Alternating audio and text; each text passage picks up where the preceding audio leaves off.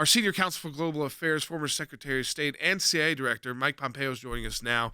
And I think it's a critical time to talk to Secretary Pompeo as we get the drip, drip, drip out about these classified documents. So each day, Secretary, we're learning more about the document scale. Now we know that the DOJ, they were informed of after the first batch of documents was found, but then they abandoned a plan to have officials, whether they're from DOJ and FBI, oversee the search with the attorneys. Not even just take over the search, but be there with the private attorneys from Joe Biden.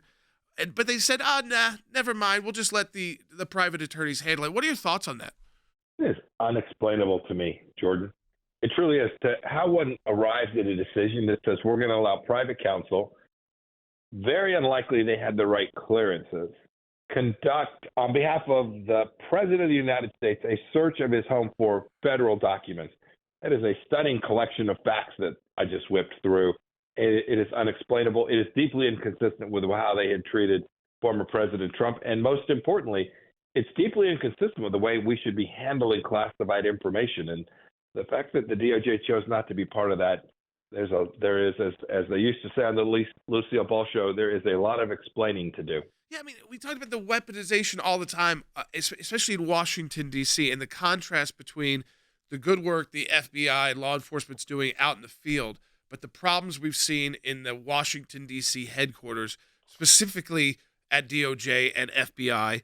And it just appears to me this plays right into that appearance that if you're a Democrat and the bureaucracy is kind of on your side, that's who they donate to, that's who they politically support, that instead of putting their blinders on, which they're supposed to do at the Department of Justice and treat people equal under the law, that they're giving preferential treatment. And it appears that it's just because the only explanation for that is that he happens to be a liberal Democrat.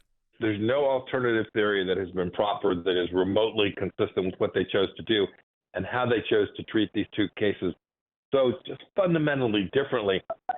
I'm shocked still, too, that not only did senior leadership make this decision, and I assume that happened at the highest levels of the FBI and Justice Department, but I'm also shocked that someone along the way didn't say, hey, we can't do this. We can't let these private attorneys have access to this information. Goodness knows what they'll actually deliver, what they'll do. They're not working for the taxpayer. They're not working for the United States. They're working for Joe Biden in his personal capacity. It is outlandish. I hope that these congressional committees can crack the code and figure out how to get to the bottom of this. Not because of Joe Biden, but get to the bottom of this because we have to preserve these institutions. You talk about the great FBI officers around the country doing good work. We have to preserve that institution so that the American people have confidence and trust in it. Yeah, I mean, we've had the former Obama administration ethics advisor, Walter Shaub. He blasted Biden. I mean, he said the retention of classified records is an inexcusable neglect of the most basic security protocols and that it also puts a breach of trust with the public and it's a self-inflicted wound. Talking about that part, the political side of this as well. When this story initially broke, I would give credit to most of the media outlets. They were pounding away. The question is, do they continue, or do you think Democrats could turn on Joe Biden on this issue? Could this be the decision point to where he says, maybe don't run for re-election? That's been a back and forth discussion because this is now you've got two criminal investigations, one on his son and now one on his handling of the documents. If we saw one thing in the debate in the House of Representatives about who the speaker should be, you recognize you can't beat something with nothing.